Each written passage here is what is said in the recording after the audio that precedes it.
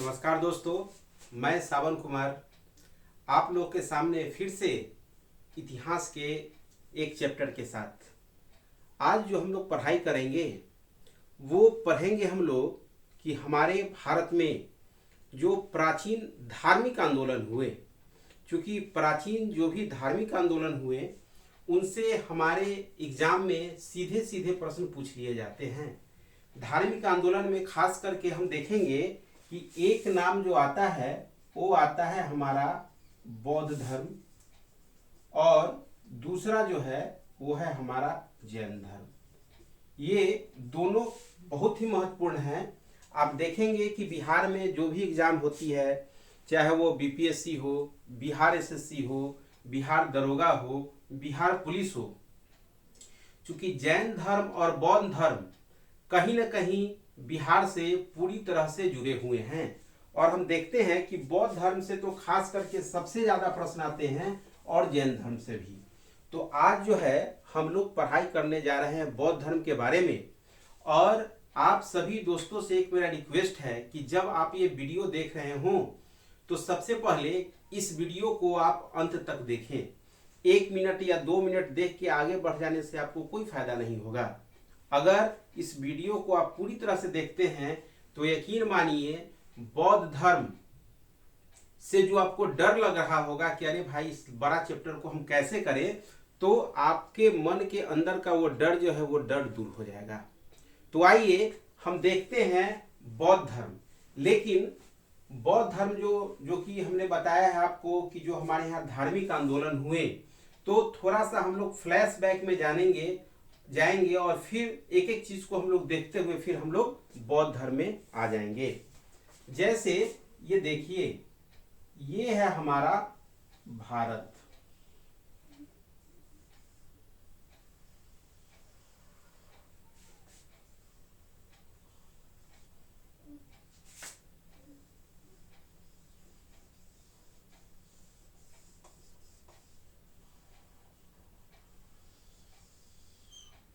ये देखिए भारत का ये मोटा मोटी नक्शा है। बात है 6ठी शताब्दी की।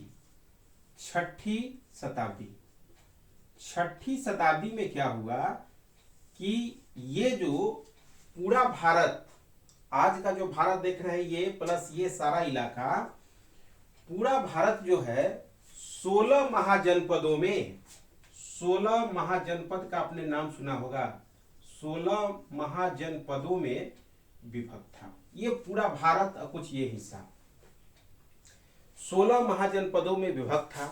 6ठी शताब्दी की बात हो रही है। उस समय क्या हुआ कि हम देखते हैं कि धार्मिक आंदोलन जो हुए उसके पीछे कोई भी आंदोलन अचानक नहीं होता है, इसके पीछे कुछ न कुछ कारण होते हैं। तो कुछ कारणों की चर्चा कर ले तो क्या हो रहा था कि ऋग वैदिक काल में जो हमारा समाज था, जो हमारी वर्ण व्यवस्था थी, उसका आधार जो था वो कर्म था। यानी कर्म के आधार पे वर्ण व्यवस्था थी। लेकिन उत्तर वैदिक काल में क्या हुआ, ये जो वर्ण व्यवस्था है वो कर्म न होकर क्या हो गया, जन्म के आधार पे वर्ण व्यवस्था की शुरुआत हो जाती है। एक कारण तो ये हुआ। दूसरा, जो ब्राह्मण धर्म थे, सभी लोग ब्राह्मण धर्म ही उसे माना करते थे, उसमें क्या थी कि भाषा की समस्या आई। यानी जितने भी उस समय के ग्रंथ थे सभी के सभी क्या थे, संस्कृत में लिखे होते थे, जो कि आम लोगों के लिए पढ़ पाना या उसको कर पाना एक बहुत बड़ी समस्या थी। इस कारण से क्या हुआ कि जितने भी वेद पुराण जो हैं कुछ खास वर्ग लोगों के बीच ही आके क्या हो गई, सीमित हो गई। एक तो समस्या ये थी।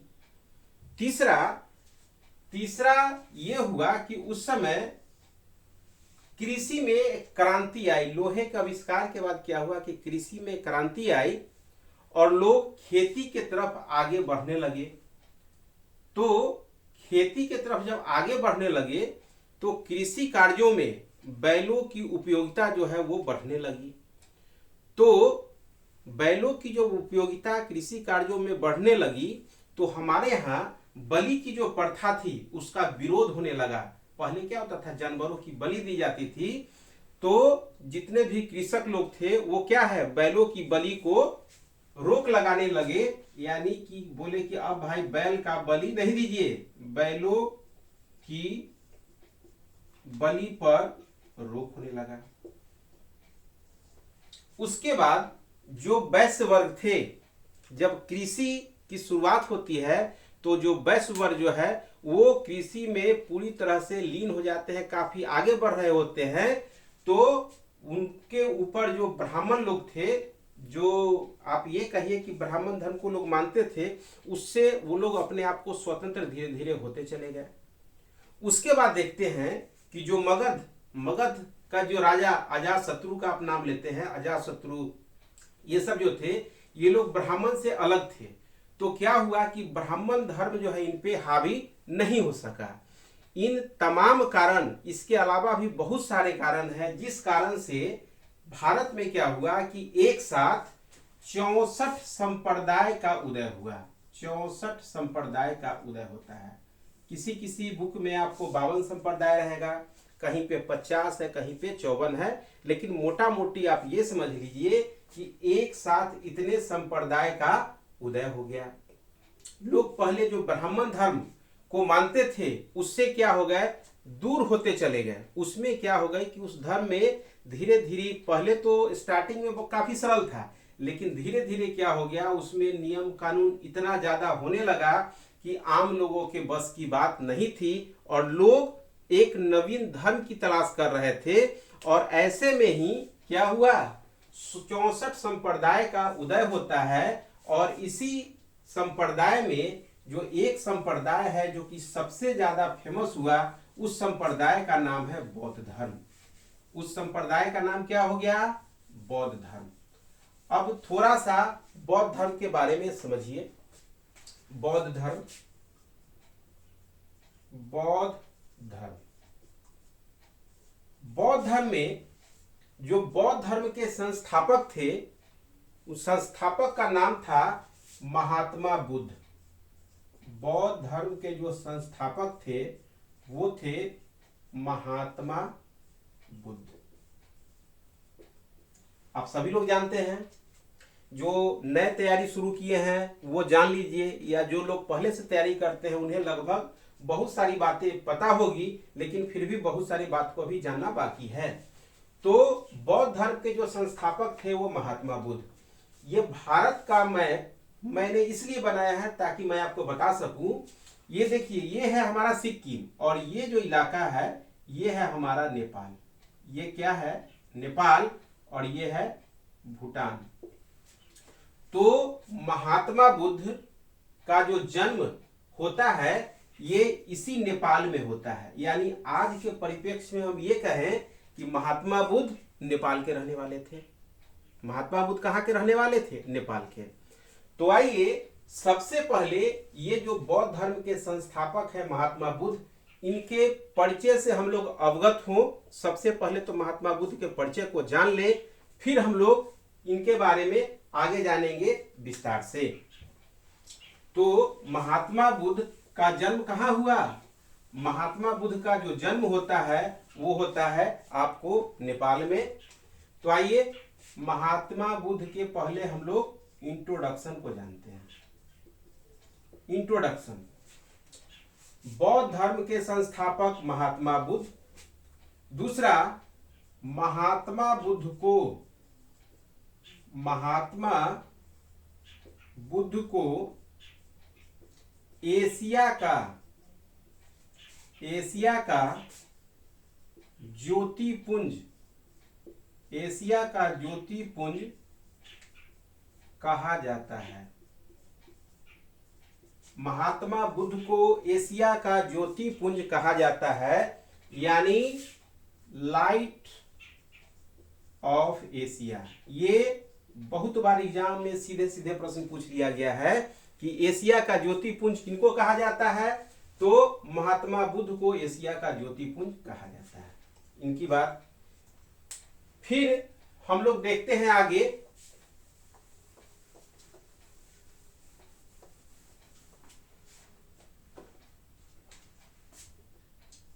ये है महात्मा बुद्ध। महात्मा बुद्ध के बचपन का नाम, इनके बचपन का नाम जो था वो था सिद्धार्थ। महात्मा बुद्ध के बचपन का नाम सिद्धार्थ। दूसरी बात, महात्मा बुद्ध का जो जन्म होता है वो होता है 563 ईसा पूर्व में। इस चीज को एकदम ध्यान रखिए महात्मा बुद्ध के बारे में कि 563 ईसा पूर्व में उनका जन्म होता है और 80 वर्ष तक वो जीवित रहते हैं।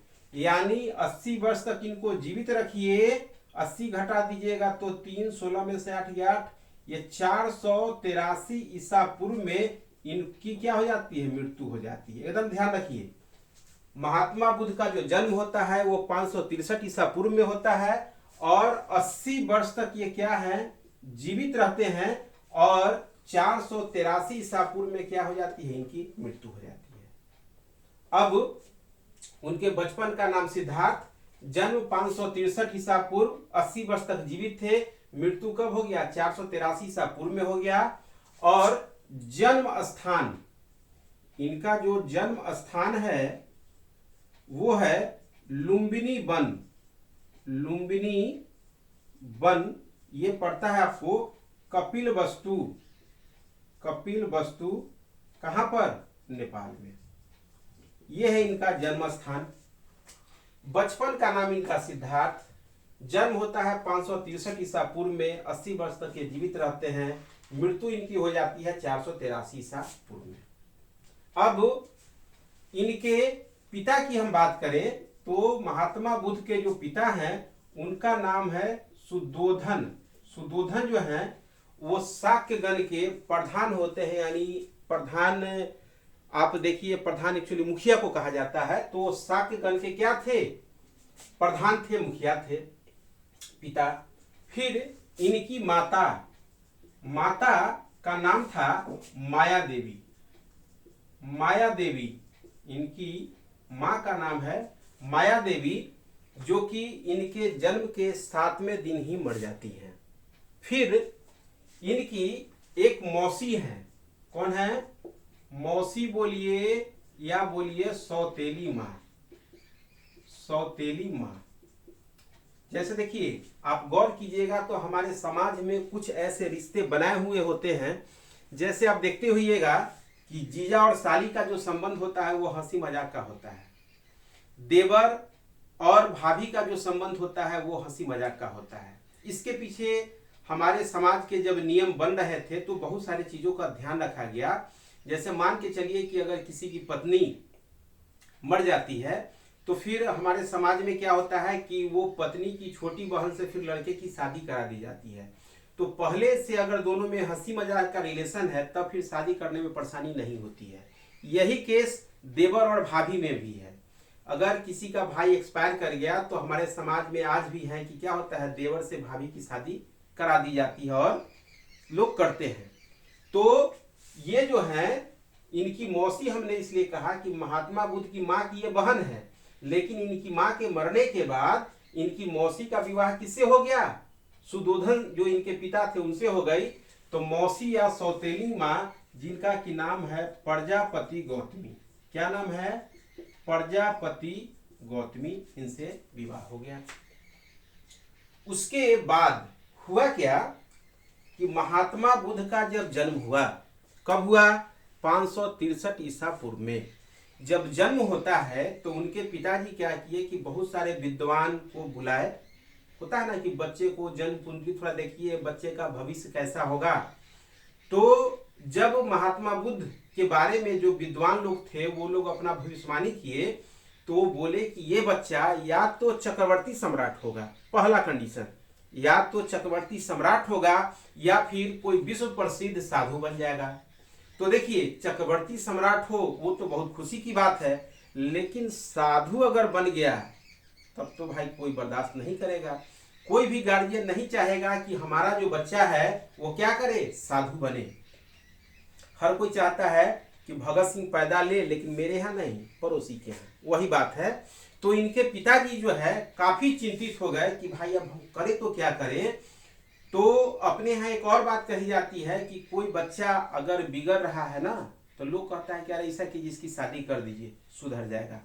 तो इनके पिताजी भी सोचे कि ये साधु बनेगा, उससे अच्छा है कि इसकी हम शादी ही कर देते हैं ताकि उसी में लगा हुआ रहेगा, इधर उधर इसका ध्यान नहीं भटकेगा। तो 16 वर्ष की अवस्था में महात्मा बुद्ध को यशोधरा यानी इनकी पत्नी जो थी उनका नाम था यशोधरा नामक कन्या से क्या होता है, इनका विवाह हो जाता है। किसका? महात्मा बुद्ध का। जब शादी हो ही गई तो इनको एक पुत्र की प्राप्ति हो जाती है और पुत्र का नाम होता है राहुल। महात्मा बुद्ध के पास में एक घोड़ा था। महात्मा बुद्ध के पास में क्या था? एक घोड़ा था और घोड़े का नाम जो था वो था कंथक। साथ ही महात्मा बुद्ध के एक सारथी थे। महात्मा बुद्ध के एक सारथी थे और इस सारथी का नाम जो था वो था चन्ना।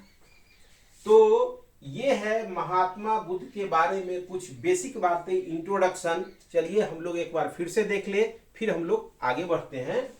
महात्मा बुद्ध का जन्म कब होता है? 563 ईसा पूर्व में। 80 वर्ष तक वो जीवित थे। मृत्यु कहाँ हो जाती है? तो 483 ईसा पूर्व में इनकी मृत्यु हो जाती है।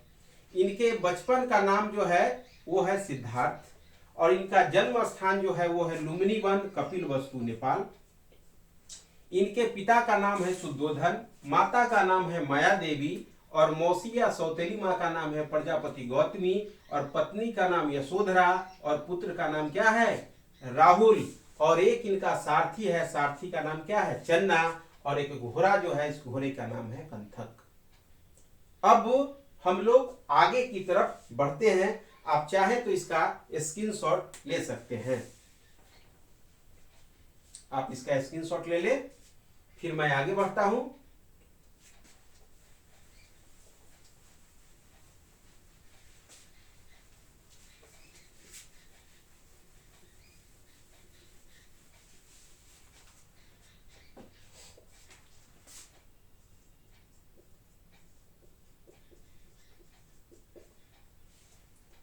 देखिए, महात्मा बुद्ध का जब विवाह हो गया, यशोधरा से उनकी विवाह हो जाती है, एक पुत्र की प्राप्ति भी हो जाती है राहुल की। तो एक दिन की बात है कि महात्मा बुद्ध मॉर्निंग वॉक पे निकलते हैं, यानी सुबह की सैर करने के लिए। और वहां पे वो 4 चीज देखते हैं और 4 चीज देखने के बाद क्या है, वहीं से उनमें बहुत सारा चेंजिंग आना शुरू हो जाता है। वो मॉर्निंग वॉक में क्या हुए कि उन्होंने सबसे पहले क्या देखा था? उन्होंने देखा था एक बूढ़ा व्यक्ति को। क्या देखा था?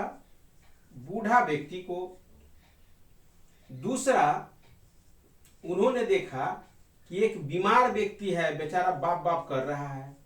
एक बूढ़ा व्यक्ति, दूसरा बीमार व्यक्ति और तीसरा उन्हें सब को देखा, यानी एक डेड बॉडी को देखा जाते हुए। और चौथा वो जो देखे एक प्रसन्न मुख सन्यासी को देखे। एक सन्यासी था, अपना कमंडल लिए हुए, बेचारा झूमते हुए जा रहा है सारा चिंता से मुक्त होकर। तो महात्मा बुद्ध देखे कि अरे भाई, इस सब में तो सबसे अच्छा सन्यासी है। अब बूढ़ा व्यक्ति है, वो भी बाप बाप कर रहा है, बीमार है, उसको कोई देखने वाला नहीं, एक बेचारा तो मर ही गया। तो महात्मा बुद्ध बोले थे कि ये संसार जो है दुखों से भरा पड़ा है, ये संसार दुखों से भरा पड़ा है। और ये देखने के उपरांत 29 वर्ष की अवस्था में, 29 वर्ष की अवस्था में हुआ क्या? महात्मा बुद्ध 29 वर्ष की अवस्था में वैशाख पूर्णिमा के दिन, महात्मा बुद्ध के जन्म में वैशाख पूर्णिमा का बहुत ही महत्व है। वैशाख पूर्णिमा के दिन बिना बताए किसी से वो क्या किए? वो गृह त्याग दिए। क्या किए? गृह त्याग दिए। किसी को बिना बताए वो अपना क्या किए, घर त्याग दिए। और बौद्ध धर्म में महात्मा बुद्ध जो गृह त्यागे, घर त्यागे, उसको कहा जाता है महाभिनिष्क्रमण। महाभिनिष्क्रमण, ये आपको एग्जाम में सीधे सीधे प्रश्न पूछ लिया जाता है कि महाभिनिष्क्रमण किसको कहा जाता है। ये कहा जाता है बौद्ध धर्म में जब महात्मा बुद्ध जो है अपने घर को त्याग दिए थे, उसको बोला जाता है महाभिनिष्क्रमण। महात्मा बुद्ध घर त्याग के, और आपने आपको बताया है कि वो नेपाल के रहने वाले थे, तो आप मैप देखिएगा तो नेपाल से हमारा बिहार सटा हुआ है। वहां से चले तो वो सबसे पहले पहुंचते हैं कहां, वैशाली। कहां पहुंचे, वैशाली। गृह त्यागने के बाद महात्मा बुद्ध कहां पहुंचे, वो पहुंचे वैशाली। और वैशाली में वो मिले एक व्यक्ति से, जिनका व्यक्ति का नाम था अलार कलाम। अलार कलाम ये सांख्य दर्शन के टीचर थे, सांख्य दर्शन के शिक्षक थे। तो अलार कलाम जो है वो महात्मा बुद्ध के पहले गुरु, इनके बारे में भी पूछ लिया जाता है कि महात्मा बुद्ध के जो पहले गुरु थे उनका नाम क्या था, तो उनका नाम था अलार कलाम। अलार कलाम से महात्मा बुद्ध ने सांख्य दर्शन की शिक्षा ली। सांख्य दर्शन योग से संबंधित है, तो इनसे सांख्य दर्शन का शिक्षा लिया। उसके बाद ये यहां से महात्मा बुद्ध चले गए वैशाली से, कहां, यहां से वो चले जाते हैं राजगृह। राजगृह चल जाते हैं और यहां उनके दूसरे गुरु, जिनका नाम है राजगृह में दूसरे गुरु जिनका नाम है रुद्रक रामपुत्र। रुद्रक रामपुत्र ये इनके दूसरे गुरु हुए। इनसे इन्होंने दीक्षा ली। तो अलार कलाम और रुद्रक रामपुत्र ये दोनों महात्मा बुद्ध के क्या थे, प्रारंभिक गुरु थे। अगर एग्जाम में ये पूछ लिया जाएगा कि उनके पहले गुरु, तो आप जवाब दीजिएगा अलार कलाम। इनसे शिक्षा लेने के बाद वो पहुंचते हैं कहां, बोध गया। इनसे शिक्षा लेने के बाद महात्मा बुद्ध कहां पहुंचते हैं, बोध गया पहुंचते हैं। और वहां पर क्या हुआ कि आप देखिए कि महात्मा बुद्ध जो है 563 ईसा पूर्व में क्या होता है, इनका जन्म होता है। 29 वर्ष की अवस्था में ये घर त्याग देते हैं। और अब कहानी कहां है, बोध गया। थोड़ा सा यहां समझना है आपको। महात्मा बुद्ध वहां पे बोध गया जो निरंजना नदी है, निरंजना नदी के तट पे, यानी वर्तमान अगर आप कहिए तो पुनपुन नदी जिसको बोलते हैं निरंजना नदी, वो पुनपुन नदी है उसका पुराना नाम। वहां पे 6 वर्ष की कठिन तपस्या, 6 वर्ष की कठिन तपस्या के बाद, कठिन तपस्या के बाद ज्ञान की प्राप्ति हुई। ज्ञान की प्राप्ति हुई। अब देखिए ज्ञान ऐसे ही नहीं प्राप्त होता है। इससे पहले क्या हुआ कि महात्मा बुद्ध जहां पर थे वहां पे उस समय तो उतना हर कुछ डेवलप था नहीं। ये अपना आसन लगाए हुए मुद्रा में, अक्सर देखते हुएगा इनका अपना पोज में जो रहता है मुद्रा, उसी में ये लगाए हुए हैं, भगवान को ध्यान लगाए हुए हैं। और इसी बीच में क्या हुआ कि बहुत और सारे लोग जो थे वो भी वहां पे तपस्या कर रहे थे। तो क्या हुआ कि इनके 5 ब्राह्मण क्या हुए, इनके शिष्य बने। महात्मा बुद्ध के क्या हुए कि 5 ब्राह्मण शिष्य बने प्रारंभिक में। उसके बाद क्या हुआ कि महात्मा बुद्ध एक बार उपवास पर थे। जब उपवास पर थे तो एक सुजाता नाम की कृषक कन्या, सुजाता नाम की एक कृषक कन्या यानी एक किसान की बेटी थी सुजाता, वो क्या की कि महात्मा बुद्ध को खीर खिला के इनका उपवास तोड़वाई। अब इनका जो उपवास टूटा तो जो इनका शिष्य थे 5 गाली भाली देने लगे, कह रहे भाई मेरा गुरु तो पाखंडी हो गया, लड़की के हाथ के खा लिया। और गाली भाली देख के ये 5 शिष्य क्या हो गए, इनको छोड़ छाड़ के भाग गए। देखिए यही होता है बुरा समय में। फिर देखिएगा कहानी, पांचों शिष्य क्या किए, महात्मा बुद्ध को त्याग दिए। लेकिन महात्मा बुद्ध बेचारे करे तो क्या करे, कुछ नहीं किए, वो अपने तपस्या में लगे रह गए। उसके बाद क्या हुआ, जब 6 वर्षों के कठिन तपस्या के बाद उनको ज्ञान की प्राप्ति हुई। इससे पहले इनका नाम रहता है सिद्धार्थ। जब ज्ञान की प्राप्ति हुई तब ये कहलाए बुद्ध। क्या कहलाए, बुद्ध कहलाए। और बुद्ध का जो अर्थ होता है वो होता है प्रकाशवान। प्रकाशवान, बुद्ध का अर्थ क्या होता है, प्रकाशवान। और इनकी जो मौसी का नाम था प्रजापति गौतमी, वहीं से इनका नाम पड़ा है गौतम बुद्ध। गौतमी के जो पुत्र थे तो ये गौतम कहलाए और पूरा नाम हो गया इनका गौतम बुद्ध। जब ज्ञान की इनकी प्राप्ति होती है तो वहां पे बहुत सारे लोग ये जान गए, भाई इनको सब बुद्ध बुद्ध कहने लगे। अचानक एक दिन क्या हुआ कि महात्मा बुद्ध वहां से चल दिए। तो लोग सब पूछा कि बुद्ध कहाँ गया, तो कोई बोला कि बुद्ध गया। बुद्ध गया और वही बुद्ध गया हो गया बोध गया। बुद्ध गया क्या बन गया, बोध गया। और महात्मा बुद्ध जब वहां से चले तो वो पहुंचते हैं उत्तर प्रदेश। कहां पहुंचते हैं, उत्तर प्रदेश में एक जगह है सारनाथ। आप कभी जाएंगे तो ये जगह पड़ता है बनारस। बनारस से तकरीबन 15 किलोमीटर की दूरी पे, बनारस जो स्टेशन है वहां से 15 किलोमीटर की दूरी पे एक जगह है जिसका की नाम है सारनाथ। तो सारनाथ में पहुंचते हैं कौन, महात्मा बुद्ध। और पांचों शिष्य जो देखे कि भाई हमारे गुरु तो फेमस हो गए, तो समरथ के न कछु दोष गोसाई, पांचों जो शिष्य है जाके गुरु के पैर पड़ जाते हैं। अब बोलते हैं कि गुरु जी हमसे गलती हो गई, हमको अपने शरण में लीजिए। और वही सारनाथ में महात्मा बुद्ध जो है अपने पांचों शिष्य को उपदेश देते हैं, जो प्रथम उपदेश कहा जाता है। प्रथम उपदेश, और प्रथम उपदेश को बोलते हैं धर्म चक्र प्रवर्तन। धर्म चक्र प्रवर्तन। ये भी प्रश्न सीधे सीधे पूछ लिया जाता है कि महात्मा बुद्ध ने अपना प्रथम उपदेश कहां दिया, तो उन्होंने दिया सारनाथ में। और इसको क्या कहा जाता है, धर्म चक्र प्रवर्तन।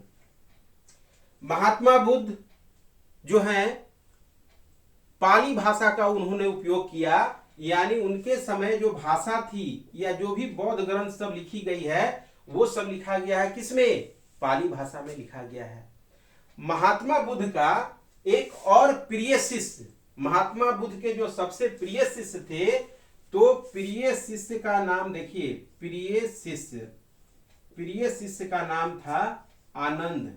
क्या नाम था, आनंद। और दूसरे जो इनके शिष्य थे उस शिष्य का नाम था उपाली। ये दोनों महात्मा बुद्ध के बहुत प्रिय शिष्य थे। महात्मा बुद्ध जो भी उपदेश देते थे वो आनंद को संबोधित करते थे। यानी जैसे मान के चलिए कि 5000 लोग बैठा हुआ है, आनंद को अपने सामने रखे और आनंद को वो उपदेश दे रहे हैं, लोग सब सुन रहा है। ये नहीं कि लोग तरफ मुंह करके बोले, वो वाली बात नहीं होती थी। यानी ये जो उपदेश देते थे वो उपदेश आनंद को संबोधित होता था और उससे ये सारा उपदेश देते थे। महात्मा बुद्ध फिर उत्तर प्रदेश में ही कौशल का जो राजा था प्रसेनजीत, वो भी बौद्ध धर्म को अपनाया। बहुत सारे राजा जो है बौद्ध धर्म को अपनाए, क्योंकि बौद्ध धर्म काफी शालीन थी। और देखते देखते जो है इसका प्रचार प्रसार बहुत बढ़ते चला गया। फिर महात्मा बुद्ध एक्चुअली बौद्ध धर्म में महिलाओं नहीं चाहते थे कि महिला बौद्ध धर्म में एंट्री करे, क्योंकि महात्मा बुद्ध अपने शिष्य जो आनंद है, आनंद को बोले थे कि देखो आनंद, अगर महिलाएं बौद्ध धर्म में एंट्री उनका हो जाएगा तो जो बौद्ध धर्म को चलना होगा 5000 वर्ष, ये 2000 वर्ष में ही क्या होगा, खत्म हो जाएगा। लेकिन आनंद के बहुत रिक्वेस्ट करने पे महात्मा बुद्ध जो है महिलाओं को बौद्ध धर्म में एंट्री देने के लिए तैयार हो गए। और प्रथम जो बौद्ध भिक्षुनी बनी, यानी प्रथम महिला जो बनी, वो महात्मा बुद्ध की मौसी प्रजापति गौतमी, यानी प्रथम प्रथम जो भिक्षुणी बनी, प्रथम भिक्षुणी बनी वो बनी कौन? प्रजापति गौतमी। कौन बनी? प्रजापति गौतमी। ये भी एग्जाम में प्रश्न पूछ लिए जाते हैं। अब महात्मा बुद्ध, लंबा समय चल रहा है, उपदेश हर कुछ चल रहा है, लेकिन क्या हुआ कि ये 563 में इनका जन्म होता है, 80 वर्ष तक जीवित है। 29 वर्ष में ये घर त्याग देते हैं। 35 वर्ष यानी 29 और 6 35 वर्ष में इनको क्या होती है? ज्ञान की प्राप्ति होती है और 45 वर्षों तक लगातार ये उपदेश देते रहते हैं। सबसे ज्यादा इन्होंने अपना उपदेश जो दिया वो दिया इन्होंने उत्तर प्रदेश में। सबसे ज्यादा कहाँ दिया? उत्तर प्रदेश में। और वहीं पे भी क्या हुआ कि अंगुलीमाल नामक डाकू जो है इनके शिष्य बने। उसके बाद आप देखते हुएगा कि महात्मा बुद्ध के चेहरे के ऊपर जो देखते हुएगा इस तरह से स्नेल, ये घोंघा है। ये क्या हुआ था? इस तरह से देखते हैं, ये घोंघा बैठा हुआ है। जब ये तपस्या में लीन थे तो पूरा घोंघा, जिसको स्नेल बोलते हैं, वो जम गया था। वही तस्वीर जो है हम लोग को देखने को मिलती है। तो उत्तर प्रदेश में ही एक चुंद नामक एक व्यक्ति था जो कि महात्मा बुद्ध को अपने यहाँ भोजन पे आमंत्रित करता है और महात्मा बुद्ध उसके यहाँ जाते हैं। हालांकि यहाँ से पहले आप देखिए कि जब इनको ज्ञान की प्राप्ति हुई थी तब ये वैशाली भी आए थे, और वैशाली आए थे, और उस समय जो वैशाली की नगर बधू थी आम्रपाली, वो महात्मा बुद्ध को अपने यहाँ भोजन पे आमंत्रित करती है और महात्मा बुद्ध उसके यहाँ जाते हैं और भोजन करते हैं। बदले में आम्रपाली जो है बौद्ध धर्म को बहुत सारा जमीन जो है दान में देती है। लेकिन यहाँ पे उत्तर प्रदेश में क्या हुआ कि यहाँ पे ये बात है कुशीनगर की। आइए देख लेते हैं इसे। उत्तर प्रदेश में एक जगह है कुशीनगर। कुशीनगर में क्या हुआ कि एक चुंद नामक एक व्यक्ति था जो कि महात्मा बुद्ध को अपने यहाँ भोजन के लिए आमंत्रित करता है। चुंद नामक व्यक्ति भोजन के लिए क्या करता है? आमंत्रित करता है, भोजन का आमंत्रण देता है, इनको आमंत्रण देता है और इनको सुअर का मांस खिला देता है। क्या करता है? सुअर का मांस खिला देता है। और महात्मा बुद्ध 483 ईसा पूर्व में मर जाते हैं। महात्मा बुद्ध चूंकि कोई साधारण व्यक्ति नहीं थे, वो इतने महान थे कि जब वो मरे तो उनको ये नहीं कहा गया कि इनकी मृत्यु हो गई, बल्कि इनको कहा गया कि ये महापरिनिर्वाण को प्राप्त हुए। महापरिनिर्वाण को ये प्राप्त हुए। महापरिनिर्वाण कहा गया इसमें जब महात्मा बुद्ध मरे। इनके मरने के बाद क्या हुआ कि 4 बौद्ध संगतियां हुई, जहां से एग्जाम में अक्सर प्रश्न रहते हैं। चारों बौद्ध संगति में समय, स्थान, राजा और अध्यक्ष को हम लोग देखते हैं। आइए थोड़ा इस पे ध्यान दीजिएगा। यहाँ पे जब एक बार थोड़ा सा प्रयास कर ले तो सब आपको याद हो जाएगा। जैसे सबसे पहले हम लोग देखते हैं क्रम, तो प्रथम, दूसरा,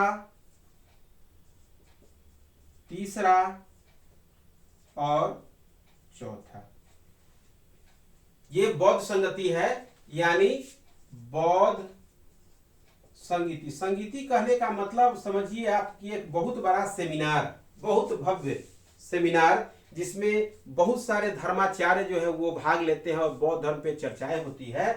तो प्रथम, द्वितीय, तीसरा और चौथा, इसमें जो स्थान है वो स्थान की हम बात करेंगे तो प्रथम जो हुआ था वो हुआ था आपको राजगृह में। दूसरा जो है वो हुआ है आपको वैशाली। तीसरा हुआ है आपको पाटलिपुत्र। और चौथा जो हुआ है वो हुआ है आपको कुंडलवन कश्मीर। चौथा कहां हुआ? कुंडलवन कश्मीर। पहला राजगृह, दूसरा वैशाली, तीसरा पाटलिपुत्र, चौथा कुंडलवन कश्मीर। इसके बाद जो राजा हुए, राजा की अगर हम बात करें तो इसको याद करने का बहुत ही आसान तरीका है जिससे कि आप इसको याद कर सकते हैं, उसमें कोई परेशानी आपको नहीं होगी।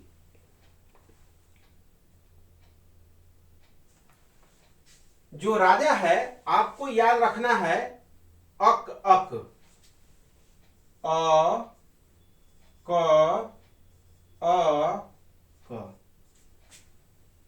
राजगिरी जो हुआ वो हुआ अ से अजात शत्रु, अजात शत्रु। वैशाली में क से हुआ आपको कालाशोक, कालाशोक। अ से हो गया आपको अशोक और क से हो गया आपको कनिष्क। 4 राजा हैं। अ से अजात शत्रु, क से कालाशोक, अ से अशोक और क से कनिष्क। ये हो गया आपको राजा। अब आइए समय की अगर हम बात करें तो समय जो है प्रथम जो है महात्मा बुद्ध कब मरे हैं? 483 ईसा पूर्व में। तो प्रथम बौद्ध संगति जो हुई थी वो महात्मा बुद्ध के मृत्यु के तुरंत उपरांत ही हो गई थी 483 ईसा पूर्व में। दूसरा जो हुआ है वो हुआ है 383 ईसा पूर्व में। दूसरा 383 ईसा पूर्व, यानी पहला देखिए याद कीजिएगा, बहुत आसान तरीका है। 563 में क्या होता है? महात्मा बुद्ध का जन्म होता है। 483 में वो मर जाते हैं और प्रथम बौद्ध संगति 483 में होती है। ठीक उसके 100 वर्ष बाद 383 ईसा पूर्व में क्या हो जाता है? दूसरा होता है। और तीसरा जो होता है 250 ईसा पूर्व में तीसरी बौद्ध संगति होती है। कोई कोई पुस्तक में 252 और किसी किसी में 255 रहते हैं लिखे हुए।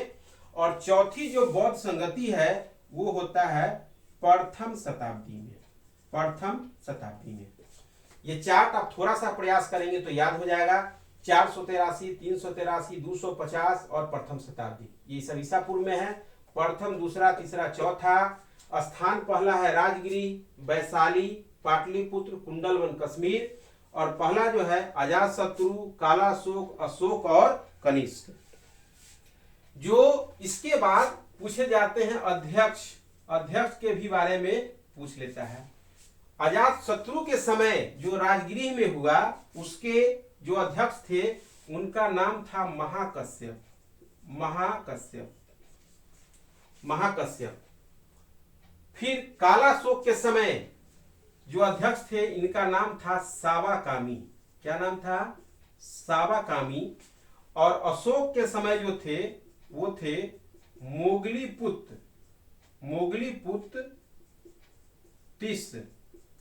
और कनिष्क के समय जो थे वो थे वसुमित्र, जो थे वो थे अध्यक्ष। और उपाध्यक्ष जो थे वो थे अशोक घोष। ये वो सारी बातें हैं जो कि एग्जाम में सीधे सीधे आपसे पूछ लिया जाता है। बौद्ध धर्म में अभी बहुत कुछ शेष बाकी है। यदि हमारा ये वीडियो आप लोग को अगर अच्छा लगे तो इसे सब्सक्राइब करना न भूले, साथ ही अपने दोस्तों के बीच शेयर जरूर करें।